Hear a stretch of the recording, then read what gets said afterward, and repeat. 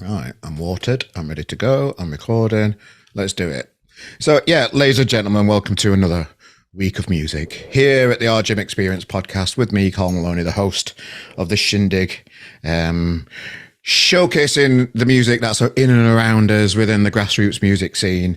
And today we've got Tommy Cobley. Hey up, mate. Hey up, mate. How are you doing? Yeah, sound mate. Thank you. Thanks for joining us today. It's appreciated. I know I've just grabbed you as soon as you got back from work, so it's always appreciated. No, that's sound, mate. I got in about 5 minutes to spare. I was like, Yeah. right, got it on it. But yeah, we all made it safe. Typical musician, forgot all about it. Get your son in together 5 minutes into it, but you're here and ready to go. That's it, mate. The last few shows have been played were like last minute bucket, like last minute as in 5 hours notice and like 3 hour drive. So I was just like, right, okay. Yeah. So I've been in that headspace, but we're all good, man. Yeah, man. Yeah. No, it's good. I've been seeing your socials a lot online, and I'm really impressed with how professional they all look, and how much effort it looks like you're putting into it. You know, you've got the clobber, haven't you? You're all about, you know, you've definitely got a good look about you, and the artwork stands out, and it's made me want to get to know you a bit more. So that's why we're here today. No, thank you, mate. But you know what? I think that that's a big part of it, how it looks in the image and stuff.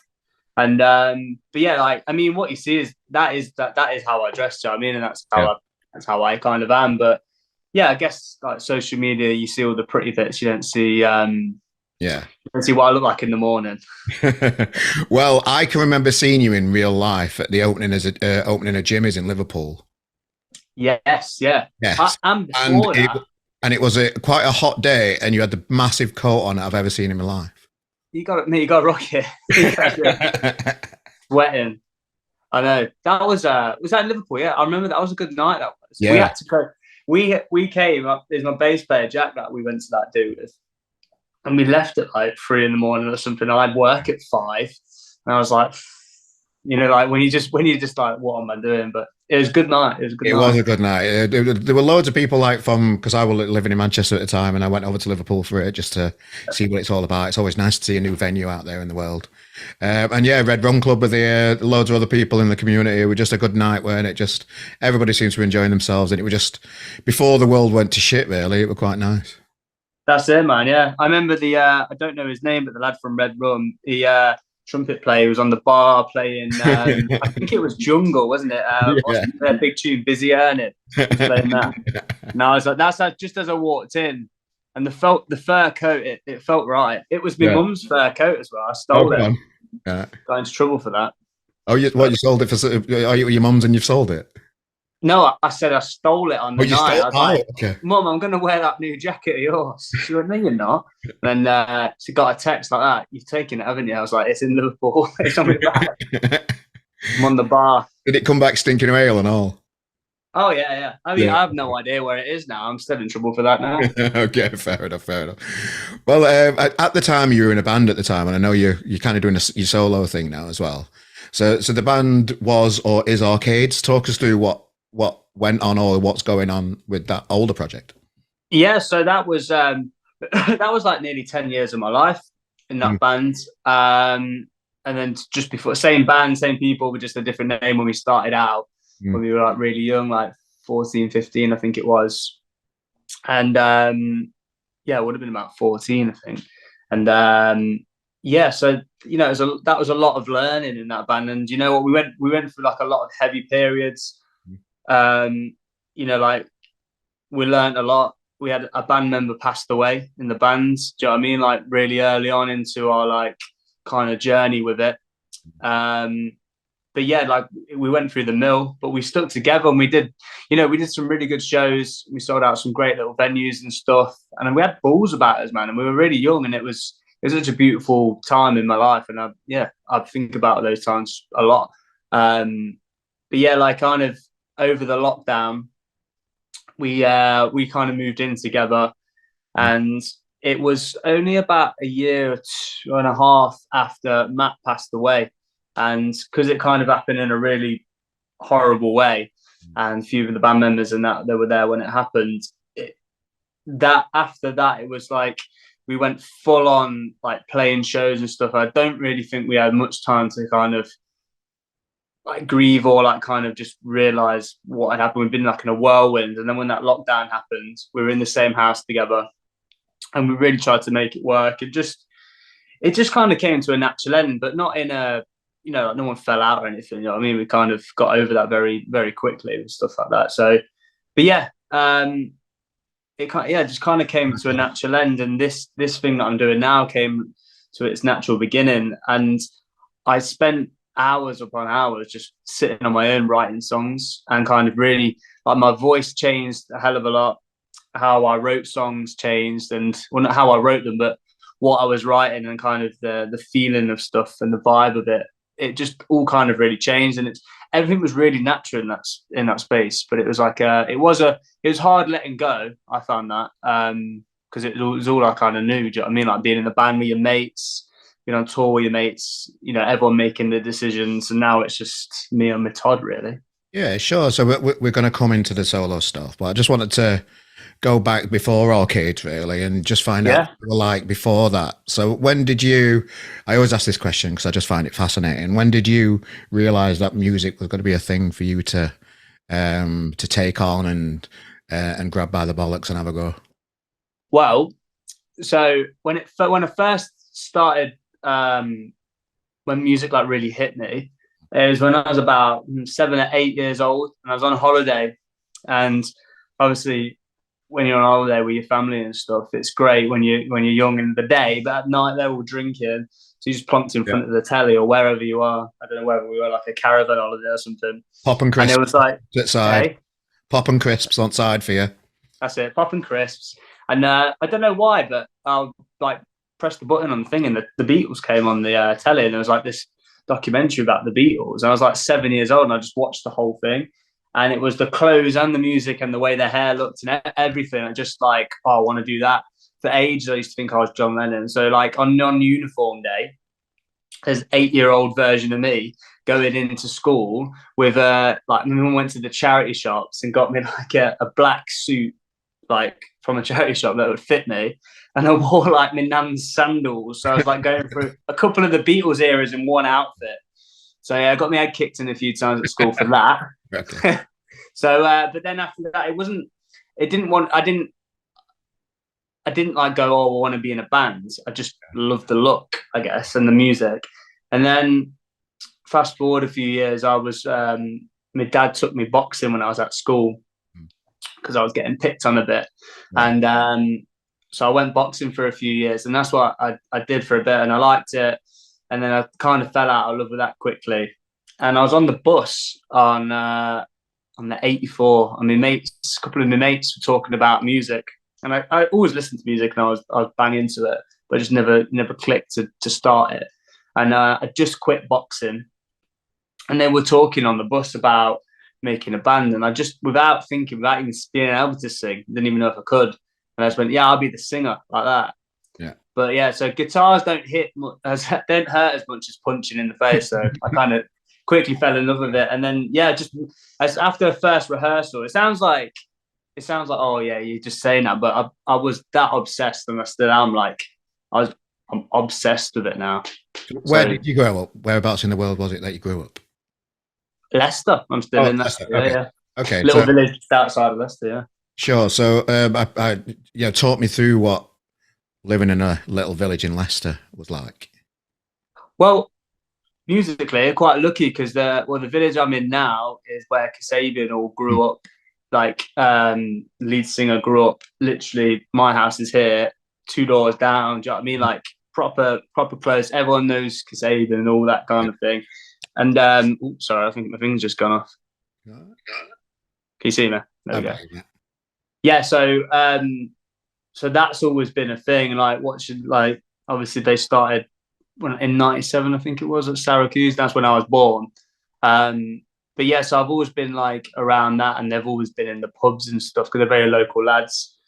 So that was like pretty cool. But yeah, Leicester, like, it's all right. There's not much of a music scene that there used to be when I was about 16. But yeah, it's like kind of it's only in recent years since like City have won the league, and Kasabian have got like so as huge as they are, and then finding King Richard the third in a car park. Yeah. Kind of put it on the map a bit. So we've got a few more swanky bars, but it's all right. It's a quiet little place. Is the garage still there? Is it the garage or the shed? Garage.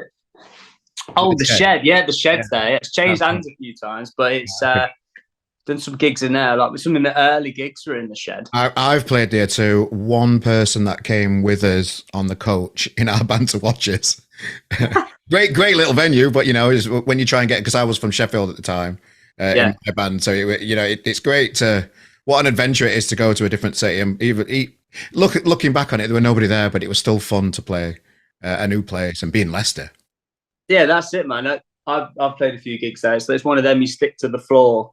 Yeah. But yeah, I did a lot of my learning gigs were in there. Like, do you know what I mean? Like first really early gigs where you don't even know how to plug a guitar in. So, but yeah, I remember like the first gigs, like kind of going to a different city and like taking a few of your mates and stuff. And it is a proper buzz, isn't it? It's like, what's going on? I remember the first like London gig, and it's like, oh, we're in London. Like, we had a gig in Liverpool once, traveling from Sheffield, and then the train got stopped in Stockport somewhere, I think Hazel Grove, and they said you have to get on a bus.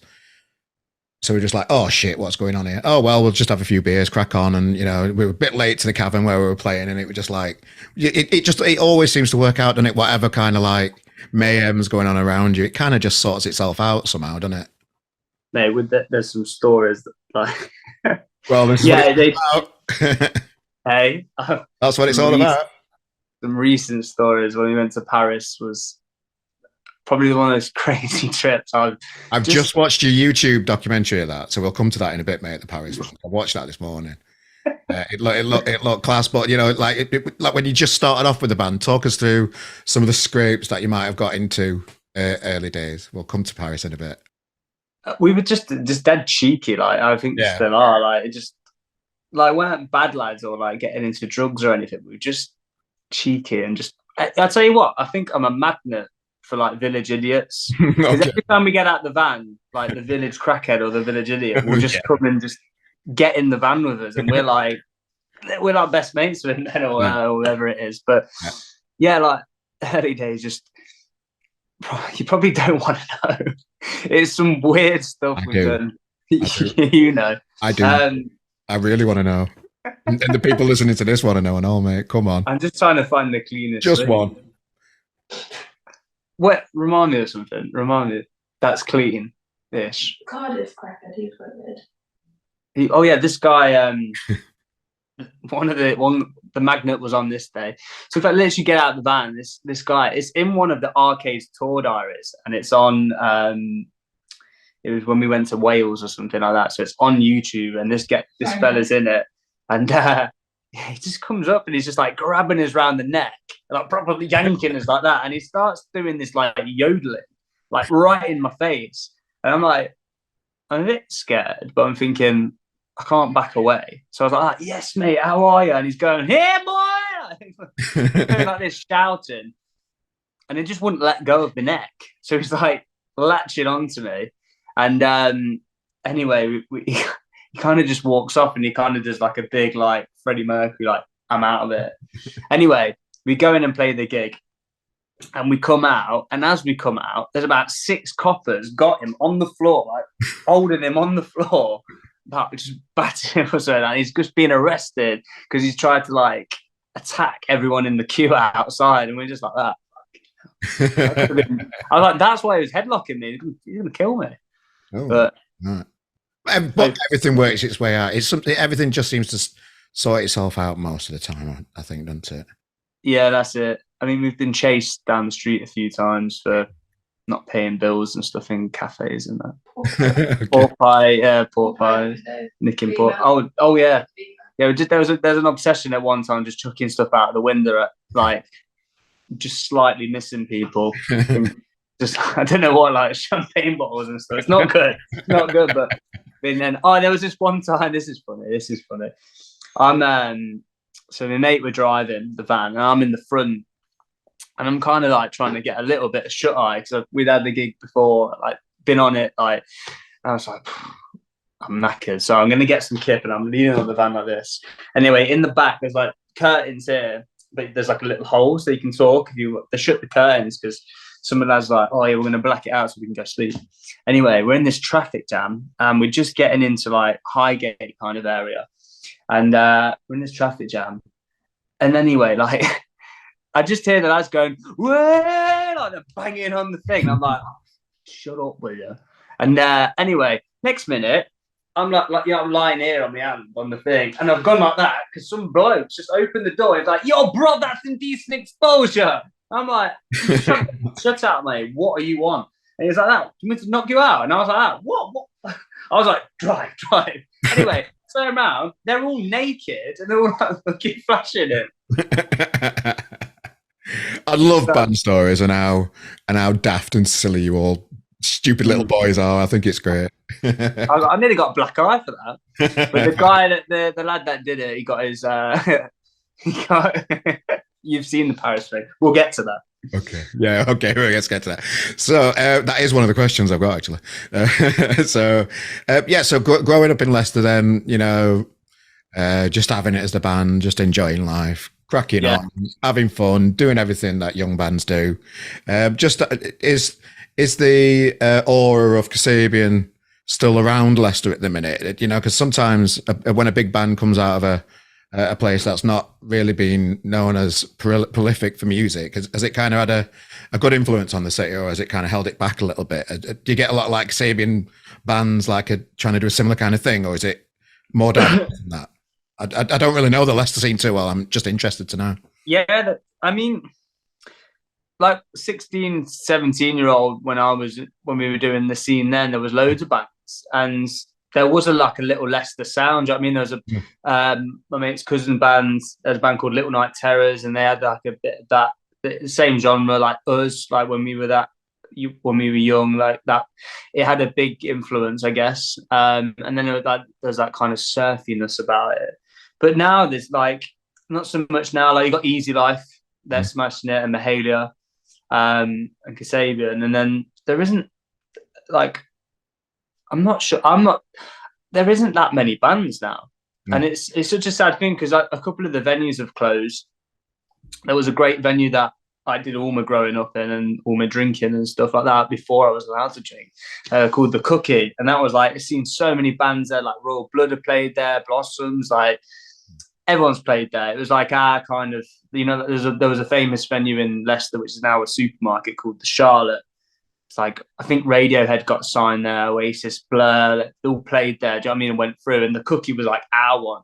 So it was like who we kind of go, oh, they're massive now. So, but yeah, like there used to be a few years ago, and it was like it was really good. You had this Handmade Festival and stuff like that, and all the local bands would play. There'd always be a local band kind of selling out The Cookie, and it was like that was the meeting place. And that closed in the lockdown, which was like it's like heartbreak that was, because that place was like a marriage. But not so much now. Like I'm finding myself more into Birmingham or Manchester or London. Like if I'm going out or watching a band or I'm hanging out, mostly London and Manchester now. So yeah, it's a little bit sad, but hopefully there'll be some more bands. You know what I mean? Yeah. What kind of? Well, I think looking at how the political climate is, it's a perfect storm to give a new generation a voice out there. You see it, don't you? It comes in waves. Bands come in waves, like the punk, and then it moved on to loads of different genres. Come out of times when people are sick of the politicians, they're sick of being lied to, they're sick of how expensive everything is, and you just have to look around the news just to see that every time you turn the news on, you feel like you're being shouted at. Even with a recent heat wave, when you used to watch the news, a heat wave used to be a good thing. They used to like, yeah, we're going to have a good time, we're going to go out and about, we're going to go to the country, we're going to go to the seaside, whatever. But now it just feels like you're just being shouted at for anything. Yeah, get that hose pipe off. Yeah, just everything. Just like, stop doing this, stop doing that. You're doing that wrong. And then your little paddling pool, your dad's in your paddling pool where it's too small for him, legs out, Stella. What do you mean turn it off? But it feels like a perfect breeding ground for kids that are pissed off to channel those frustrations and crack on into music. It feels like it's like a vibe for me. Yeah, It does, yeah. I feel like there's I think in the next year or so you're going to see a lot of new bands, a lot of really good songs with a lot of bollocks about them. Do you know what I mean? And they're saying something. Do you know what I mean? Even if it's not as political, like I've never really been too political. Yeah. But like I do drop bits in there, especially with like newer stuff, and I do drop little bits in there. But I've never been like that punk political kind of guy. But I do love that kind of stuff as well. So, but yeah, I think there will be in the next year or so. I think there'll be something else new, and hopefully a cluster of bands that come and just blow it up again. Do you know what I mean? Light it up, like, you know. Like let's hope. Shuffle the pack. Yeah, definitely. What kind of support is available for artists in Leicester at the minute? So, you know, is there any kind of support out there at the minute for artists looking to progress in the music industry around Leicester? Again, yeah, not since the lockdown, not much. Like there used to be a hell of a lot more, put it that way. More like local festivals and stuff. But you know, there's a few promoters in the city that, you know, are trying to, you know, keep the flame alight and stuff like that. And I think, you know, hopefully in the next few months they'll get back on their feet. You know, like there's not a lot of funding and stuff. Do you know what I mean? And a lot of it, I think a lot of it is to do with money. Do you know what I mean? Like they can't want to put on these big events. But the thing about Leicester is, as great as it is, it's also overlooked sometimes because you've got Birmingham just next door and Nottingham, and a lot of the big bands go there. So there's a lot more traffic over there. Do you know what I mean? So like we're only a little city in between. So, but you know, saying that, you know, I've done a lot of good support gigs and stuff in Leicester at the O2. So my mate works there. So I got a little bit of a way in and stuff, and he's very supportive of the local bands when they're coming up and there's, you know, fresh new stuff. But like I said, there hasn't been many new bands coming through, which is, you know, that's what I'm rooting for, really. Yeah, well, I'm going to keep an eye out on the Leicester scene. There's got to be something. Yeah. There's got to be something brewing somewhere. I'm hoping there's going to be a load of brass players because I'm looking for a new sax player. Oh, okay. Well, a sax player. I've got a trumpet player. I'm looking for a sax player. So there we go. You're out there. Give me a shout. There we go. Good. So yeah, I was really impressed and spotted your now solo work. So how was it moving from being in a band and having those guys behind you to being more, you know, just Tommy? Yeah, it was. Say again. How was the transition for you personally? It was so like at the start it was hard because I was like, I don't know what to do, and I didn't have a lot of self-confidence at that time. So it was like a big learning curve. But like I kind of been in that situation before where everything's got thrown up in the air. Like I said, my mate passing away and stuff. Like that's who I started music with. So I'd kind of been in a worse position, if you know what I mean, like a worse headspace and that. So. And I just cracked on. I was just like, right, well, for me, this is what I want to do. It is what I do, and it's who I am. So I just started writing loads of songs. I spent so much time just with my acoustic guitar at the kitchen table at my mum's house and stuff, and just you know, on my own, really going for it and listening to a lot of new music and a lot of older music that I'd not heard before, and kind of getting ideas. And you know what? Having this, I got so I was going to carry on Arcades and just like get a few, you know, change it up, but carry on with the name. But I started working with a producer called Gavin Monahan, and he was the one on the podcast. Lovely man. Have you had Gav on the podcast? I've had him on, yeah. He's a legend, isn't he? Nice I call it. He's the Wizard of Wolverhampton. That's what I call it. Yeah, but he was like, you know what? I think you should be a solo artist. He's like, I think you've got everything. He was like really encouraging about it. He's like, I think you've got what it takes to do it on your own. I could see it happening for you. I said, just bring in your tunes, and you know, let's start going for it. And I was just like, you know what? I'm gonna do it. I'm just gonna do it. And I went in with like an album's worth of songs and recorded them all. And that's how I met some of the lads in the band and stuff. I had like live string players, horn players, gospel singer that features on all the tracks.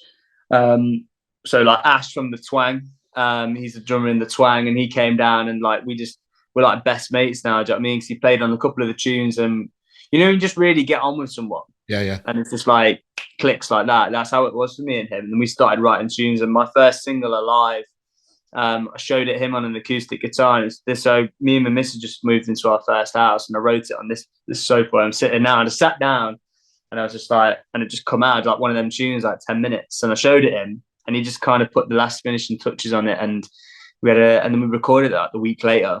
And I was like, that's the first single, hands down. So he's been coming on the road with us and stuff. And then there's a lad called Charlie Cole from Manchester. He was in a band called Kashmir. And he kind of went through a similar thing just after the lockdown. Like the band kind of came to an end.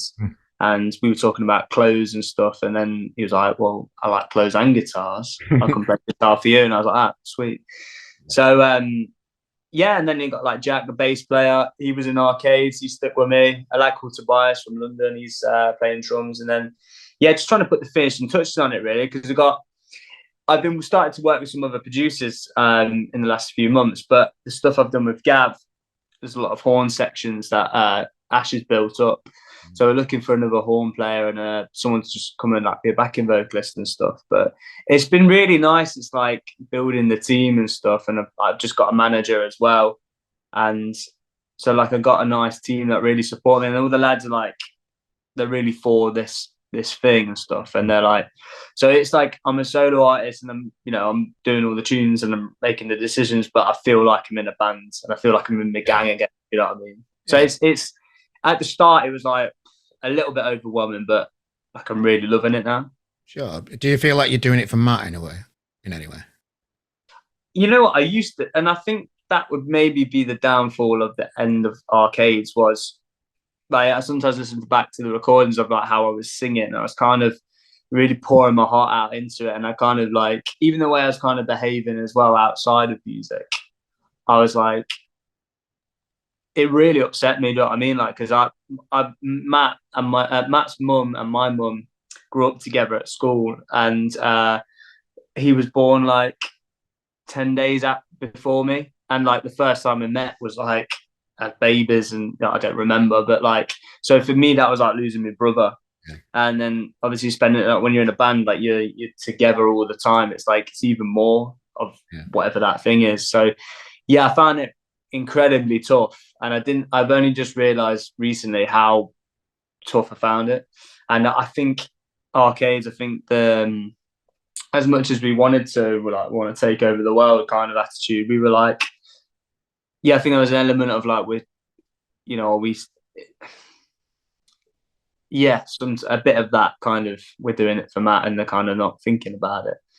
So but now like now I always think about him, and there's bits in the songs that are about him or for him and stuff, but not as much as like how it was in the early stages of what after it happened, if you know what I mean. If you get what I'm saying. Yeah, sure. So is it something you can talk about how it happened, or would you prefer not to? I don't want to. No, that's fine, mate. It's that's fine. Hang on, let me just rearrange. It's fine. So like it was after our first tour, we put it on ourselves, and we played in Paris. So we were like buzzing. We come back and we were driving the van ourselves and stuff like that, sharing it between me, Jack, and Matt. And we came back and we played a gig at the Castle in Manchester, which I've recently played, and it's always quite an emotional one going back there because it was like the last gig we did with him. And it was his turn to drive the van, and after the show was like mint and we were buzzing, we were like first tour, and we just booked like the second one ready to go in 2 weeks. Like we were on it. And he had asthma, so we all thought this was to do with his asthma. And he went, we'd loaded the van, and he's not drinking or anything like that because he's driving. And he's like, my chest is really tight, lads. And he goes, I think the asthma, so he's had his inhaler and stuff. Anyway, we had to stop on the way back because he was like, it was killing him. Do you know what I mean? Like really hurting him. And we got back, and that for me, I'm glad that I wasn't there, but I kind of wish I was as well, so the lads didn't have to experience it on their own. But like the last memory I have was just hugging him and saying, like, give him a kiss on the cheek. Got a bit drunk, and I said, I love you, man. It's been great. I'll see you tomorrow morning. And And then by the next day he went to the hospital in the morning about his chest, and they said, no, you're a young, fit, healthy young lad. There's nothing wrong with you. If you get a bit of pain, it's like paracetamol. It's growing pains, like 20 years old. And he's gone back, and so he'd lived with one of my best mates, Ollie, and my other mate, Ricky, who were with him at the time. They were all going to go out, and he's come out his room and just collapsed in front of them. So they got him in the car, taking him to the hospital, which is like, from where they live, which is like a 2-minute drive. And I think he by the time they got to the hospital, he died in the car in Ollie's arms and stuff. So like, I can't imagine how that would have been for them. Like, and obviously it's devastating. Do you know what I mean? And then I remember getting the call just to come over and tell me over the phone. I knew something was wrong, and I didn't know any of this had happened. I didn't know he'd been to hospital or anything. And I went to the house, and the told us, just like, I've never been so upset in my life. Do you know what I mean? Like, we all were, and it just it took a while, and it's just like, it's a mad thing, isn't it? Do you know what I mean? Like, and that's the first loss I've ever had in my life. Do you know what I mean? It's like that close to home, and kind of how it's happened. It was like, it was crazy. And then it was weird, because it was just like, within a few hours, it was on the front page of the paper, and it was all over Facebook, and it was just so overwhelming. Like, loads of people knew about it, and because of the paper that was on the radio, and it was just like, fuck, this is intense. And intense times, man. I can imagine. And just from me personally, really sorry about your loss, mate. No, that's listen, man. After that, like, we found out he had an underlying heart condition, and since then we were like, well, what could we do? Like, because we wanted to carry on the band, obviously, after we had quite a few months of just like trying to get over it. And when we started, we were like, well, we're going to do the gigs. We used to give all the percentage of each ticket and stuff to this charity called Cry, which is Cardiac Risk in the Young. And we had to raise 10 grand, I think. And we did it we did it before the lockdown. It just happened after the lockdown. Loads of screenings in Leicester, and the Leicester City ground put it on. And like a few 100,000 people or something came to get their screenings, like, for young kids and stuff. And like, we all had one, and that felt like a achievement in a way, like, to kind of, like, do something about it in our little way and stuff. But like, even at the funeral and stuff, there was like nearly 1,000 people at his funeral. His mum works at Leicester City, and the whole first team turned up, a couple of past managers, and the youth team, like, they're all turned, like Vardy, everyone was in the church. Like, so many people come to his funeral and stuff, and we carried him in and we buried him and stuff like that. It was mad time, man, mad time, and that's coming up for nearly 5 years next year. Yeah, sorry, mate. So, you mentioned you carried on with the band, and did the lockdown come at a good time for you to just take a break? I think. Yeah, because we recorded this EP called Religion, and financially it didn't, because we just paid a load of money to get a load of vinyl. Yeah. In my downstairs cupboard here, if you want one, I've got 1,000 of them, and they're just like piled up. They come on the first day of the lockdown, not and it's like that. Your vinyl's here. I was like that. Send it back. But looking back and kind of being in this position now, and everyone, like, even the lads that are not doing music anymore, that decided that they wanted to hang up their gloves, they're in a really good place and they're happy. And we've been to the pub a few times, and everyone's getting on in the way they want to, they want to get on. So I think it did, to be honest, like, come at the right time, and a lot of change. You know what I mean? I met my missus just before that and stuff. So, you know what I mean? A lot happened. Yeah, I can imagine, mate. So just moving on to your solo stuff then. I've been checking all your socials online, and as I said right at the beginning of the podcast, straight away the striking images that you use, and even in the latest ones when you're in the field with your car, that looks like it's going to be something special that you've been filming. Yeah. Just like the image is great, and looking back at your earlier stuff as a soloist, even when we covered your latest your single when you're in your suit and it's like a pinky background type thing, iconic pictures, mate. Just talk us through where that professionalism comes from to do the best you can. The missus who's sitting over there, it's like she's the talented one, and with the she's got the eye. Yeah. But yeah, that's how we met. We were on tour and stuff with Arcades, and she was taking photos, and she just fell head over heels for me. And I was like, "Listen, look, they're queuing up. Back off." Here we go. I'm in trouble now. No, but stick her on. Let her reply, mate. Let her reply. Stick her on. No. Okay. You don't like being on this side of the camera. Fair enough. Don't listen to a word he says. Like, yeah, I wear the trousers. Yes. And anyway, I bet you do. Yeah. Yeah. So we got. Yeah. So that's how we kind of like me and Chloe like really into art and how the way things look, and obviously I'm really into clothes and stuff. And yeah, a lot of that actually came in the lockdown. That photo was taken in the house that we were renting with the rest of the lads.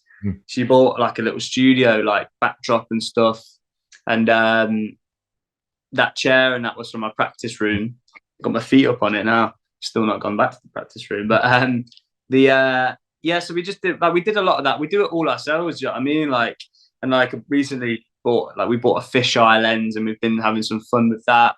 But yeah, I love the way album covers and stuff looks. Do you know what I mean? I think if it's going to strike you, do you know what I mean? Like, I think that's such an important thing, because at the end of the day, no one's got an attention span anymore. Do you know what I mean? Like you yourself probably, like, you flick through your phone or Instagram. It's like, if it's not eye catching or anything like that, how is it going to stop you and go, whoa, that's cool? Yeah. Do you know what I mean? So, but yeah, she's the talented one with the camera. I'll just sit in front of it. Even your music videos, you can tell you're telling a story with your videos. The one that, I forget the name of it now, because I've watched that many videos of you today, just researching a little bit. What's the one when there's a lass sat on a park and she sees you on a phone? Uninvited attention. Yeah, that's the one. Yeah, and then you're chased all around the city and that kind of stuff. It's very well shot. That Chloe did that, and that's the first music video she's ever done. Like we planned that for quite a while. So the song is about social media, and kind of, because like obviously I know it's a tool and you've got to use it as every musician. It's like, how's your, is it up to date every day, and like algorithms and all that stuff. It's head doing, but you have to get your head around it. But at the same time, I can't get my head around algorithms. I don't get it. So I don't know. Couldn't even work this getting on Zoom. But yeah. I've only just cracked 4/4. I never know the algorithm. You know what I mean? So yeah, but so it's about social media, how like it kind of just affect, like, like, so a lot of people, like even like from family and stuff, and like my younger sister, like she says, you just see like these Facebook arguments and stuff, like people just at each other, at each other's throats. So we kind of wanted to like followers, like kind of wanted to make them like actual people following in the street. So that's Chloe's mate Ellie, and she's an actress, or she wants to be an actress, and she's just studying for it all now, and she's doing really well, bless her. And that so we asked her to be in the video, and then we just put like it's like an advert, wasn't it, Chloe, like on this thing for loads of extras, and there's only about 10 people said they were going to come, and about 100 come, and I got them running around, and it was all in Bath, all shot in Bath. We started like 6 a.m, finished at like 10 at night or something, and we just shot it all around there. And this lad called Tim Walter he's the drummer in a band called The Family Rain. He helped us out with it, and it was a really good day, man. We had a lot of fun with that, and like a lot of the local businesses and shops and little bits where we went in and stuff, they let us use it. Like there's a bit in the record store and that, and the market, and so it was a class day, man. But I'm really happy with that. So how did the ideas for it all come up? Is that from the missus, or like for these things? Like it just the recent one that we've seen that you're teasing at the minute with the picture of the car. That one. So that go on.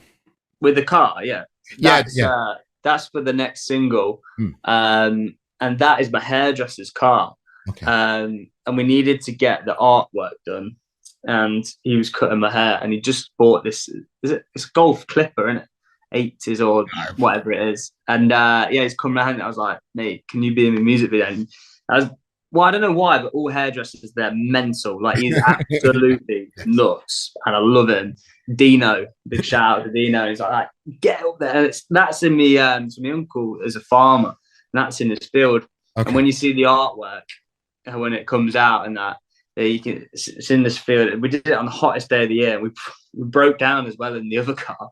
And if you zoom in, it's like you can see my uncle's cows in the back and stuff. But yeah, just from the idea for that is he just pulled up in a really cool car. I was just like, that's sick. That could be on a music, like, you know what I mean? So I think we're going to do the music videos with it as well. So we're just planning all that at the moment. It takes a lot of planning with these singles and stuff and drop it at the right moment and that. But yeah, so that's going to be, I'm really excited for like people to see that, you know what I mean? The planning side of it fascinates me because there's a lot of bands still out there that just think, oh, I've recorded it, I'll just quickly knock something up on my computer, that's a single cover, right, it's out. A lot of people are saying that, but that feels like it's the furthest away from what you want to do with your brand. Definitely, man. Do you know what I mean? Like, a lot of people think I'm signed, so this is like, you know, because a lot of people see it on social media and go, oh, it's great, they look at what they're doing and stuff, it's great, but I work on a building site, man. Monday to Friday, 5 a.m. I'm up and I'm working, you know, but like, it does take a lot of planning and I'm funding it all myself. So I don't want to put out a tune that's like wasted. Do you know what I mean? Yeah.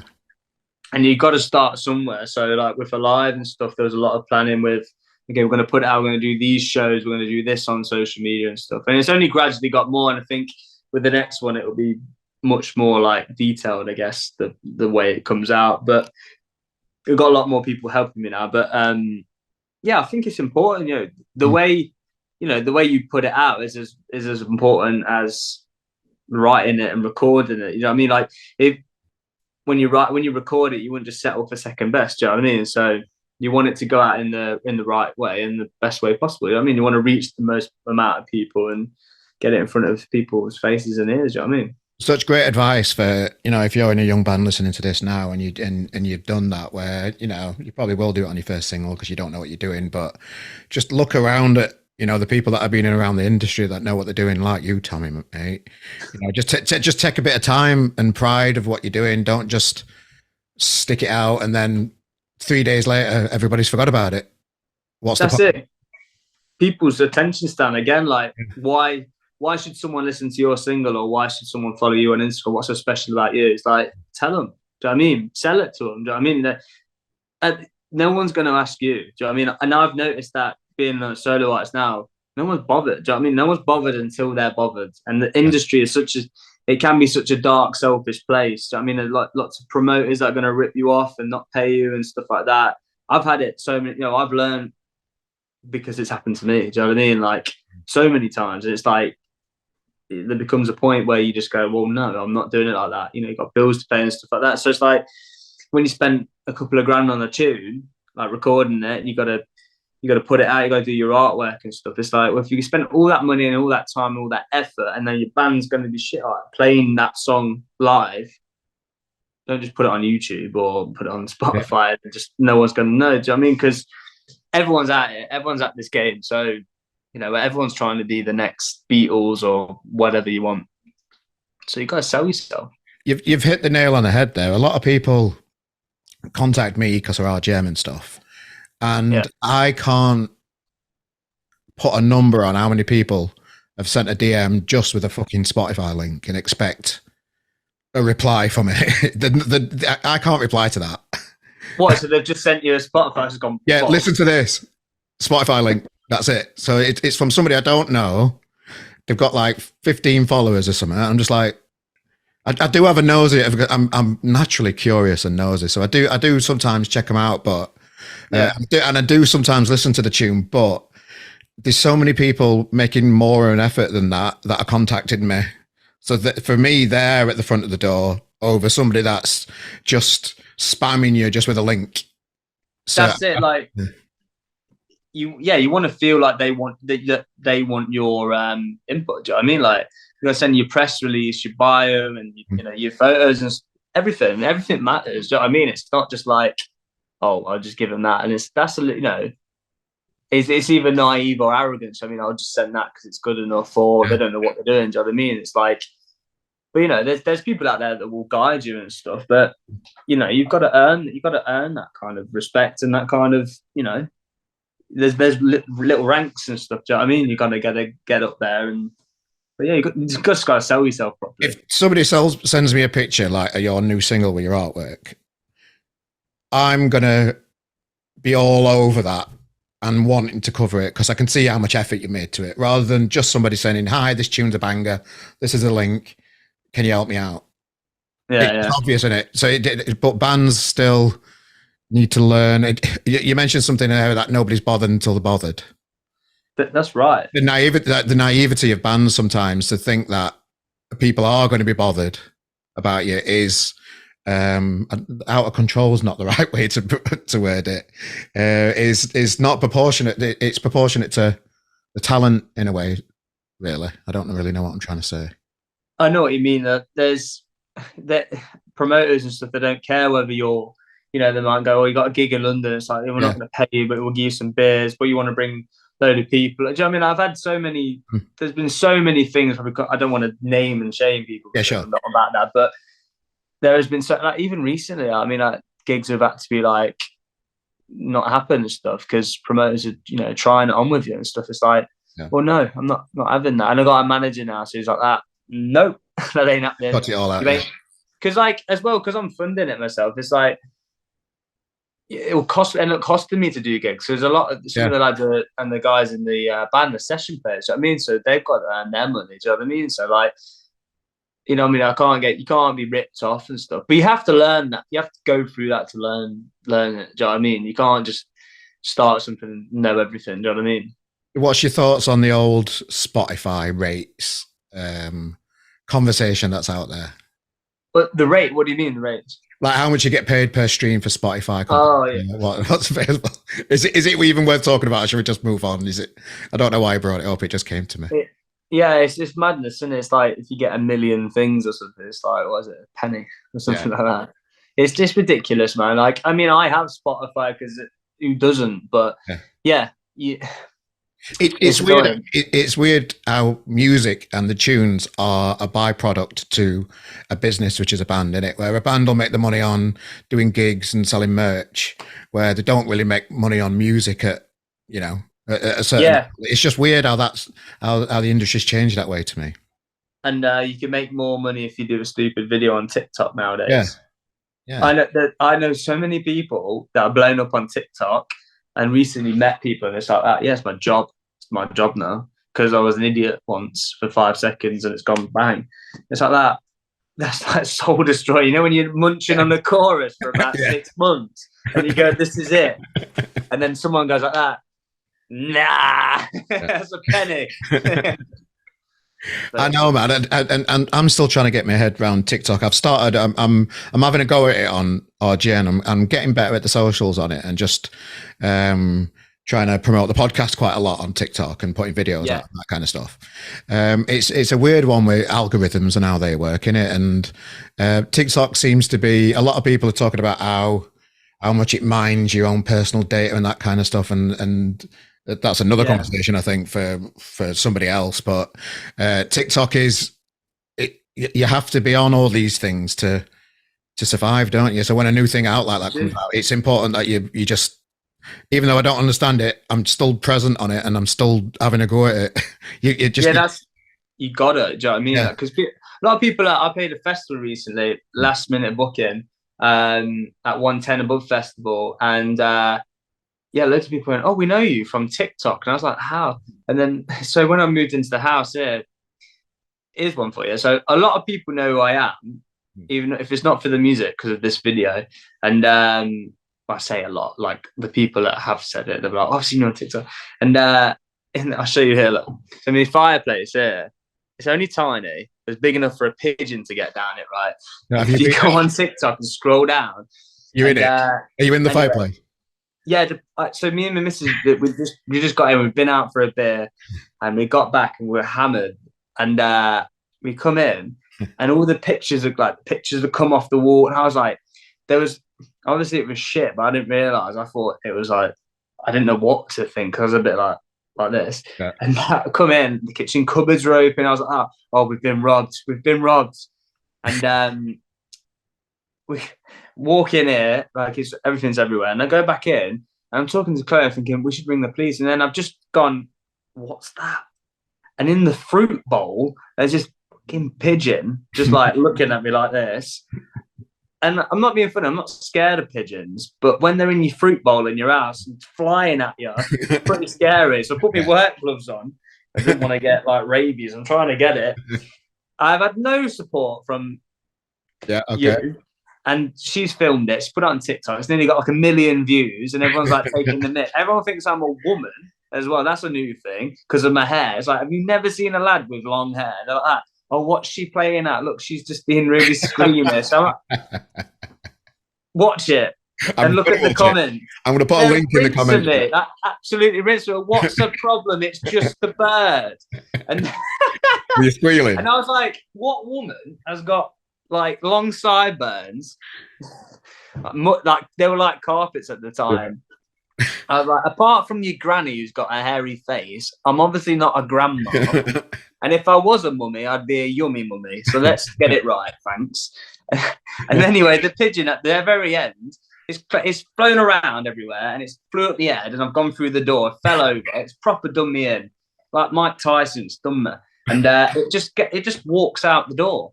Like, and just looks back and just be like that. It's might as well just gone like that. Like that. Had you there, mate. You put it on TikTok, gone massive. I put a tune on TikTok, something like that. The pigeon was better.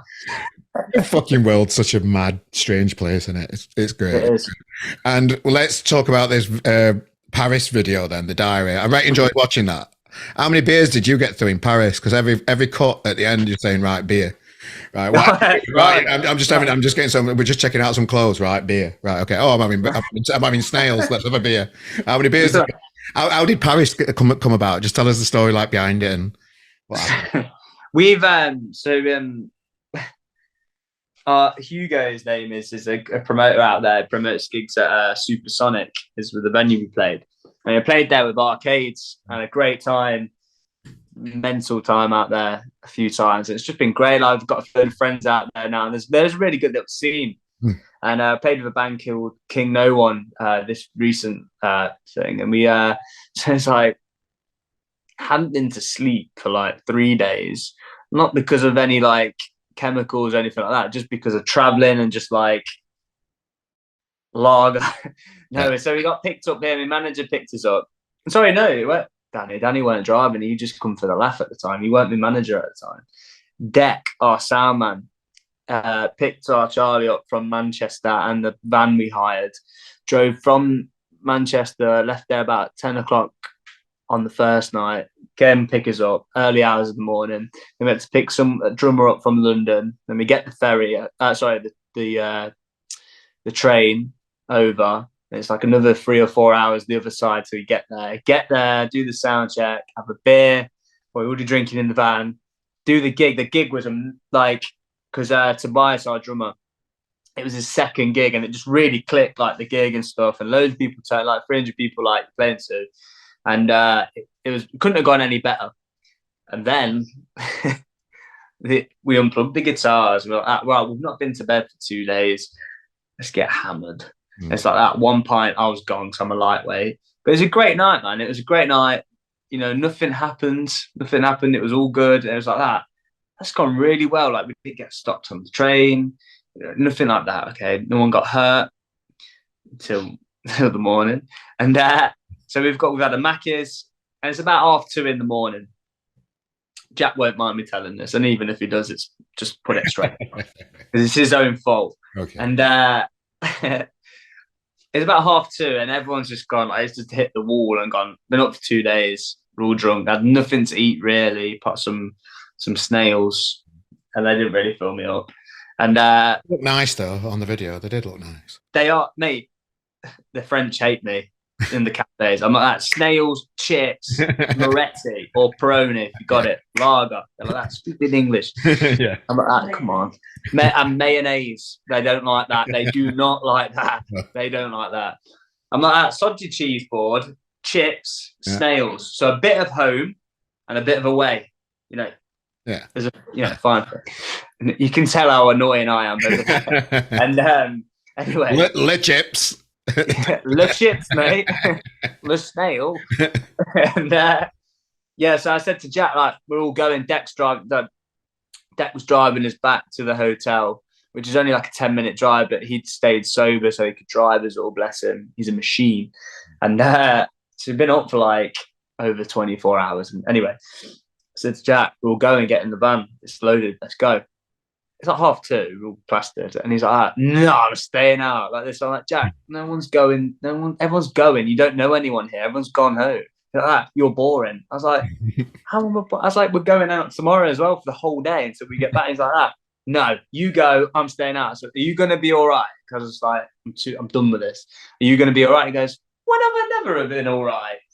Famous last words. Fast forward to the morning. We're all waiting in like the little lobby bit of the hotel. And Ash, our trumpet player, he's rang Charlie. He's like, you and Tommy need to come up and see Jack because something's happened. So I'm like, oh, here we go. And like, his phone out, ready. I get in there. He's completely bolloco. He's got an eye patch on and his glasses are like this. His head's about out here. And there's blood everywhere. I was like, your night went well then. I don't know what had happened. I don't know what had happened, but I think he'd gone down the wrong alley, basically. And he had a few words. A little telling off. We'll say no more. So that's why he's got black eyes at the end of the video. Then that's on YouTube. Yeah, I've been telling people he's been playing a bum note. So I was like, I'm a bit like James Brown. Play a bum note, slap, and the wages gone. No, but watch the tour diary. Follow me on YouTube while you're there. There we go. That's a nice little plug. Yeah, there we go. Well, I'll put the description of the diary on there. I'll put your Linktree on so people can get involved with your tunes and just get involved with you, mate. Because I think he's all right now, by the way. He's good. Now. Okay, yeah, I should have asked that. His nose is slightly like that, but he's all right. He's only the bass player. So what you got coming up next then? You've got the single that we touched on, haven't you? That'll be coming out soon, I presume. When's that coming? Yeah, hopefully in the next couple of months, like maybe hopefully sooner, really. You know what? Because they should call me lastminute.com because all my gigs, the last like 6 gigs, have all been like a week's notice or like, can you commit? Because like it would have been ideal to have. We just supported Miles Kane. And I did 2 shows with Jamie Webb, so I've just played this festival, but they've all been like really last minute bookings and like get it out, get it done. It's like with lead times and stuff, you know, with when you're releasing through like distribution companies and stuff like all that kind of stuff. It's like there's like 5 or 6 weeks waiting time. So it's like it would have been perfect to have it out then, but yeah. So hopefully soon. But I have been recording a lot more recently. Like last year was about recording. And then this year was about playing and like introducing this thing to the world kind of thing. And then I've just been working with a couple of new producers, London and Manchester, 2 separate producers. And the new stuff's like taking a little bit of a different direction again. And I'm really, really excited for people to hear that. But yeah, so just lots more. Sorry. Jamie Webster's a solid lad. I had him on the podcast. He's nice. He's got a solid head on him, hasn't he? Yeah. So Deck, our soundman, his soundman, and that's how I kind of got the gig through Deck. Bless him, like he phoned me up like on the Wednesday, like at 11 p.m. because can you get to Southampton? Played in front of about 1,000 people, and it was great. And then we did the same with Cov Empire, and but yeah, like Jamie was such a nice guy, like so down to earth and like interested in you. Like went backstage, had a chat after, and the shows were wicked, man. I want to do more. Like. I just did that acoustic. It was just an acoustic support. So me and Charlie had 2 acoustics, and we went for it, man. But it was, really good. And then next up, I've got a gig on the 30th of September in Birmingham at Dead Wax, and that's a headline. So I'm really looking forward to that because it's it's close to home and stuff. So it should be a rowdy one. Well, I'll promote the Linktree that you've got that directs everybody to all your projects that you've got going on, mate. Really appreciate you joining us for the podcast today, mate. Really appreciate your time. And thank you very much for having us. You're welcome. So, Tommy Cobley, cheers, mate. I'll see you on the road sometime, no doubt at all. And thanks for joining us today for the podcast, mate. Legend, my mate. See you later.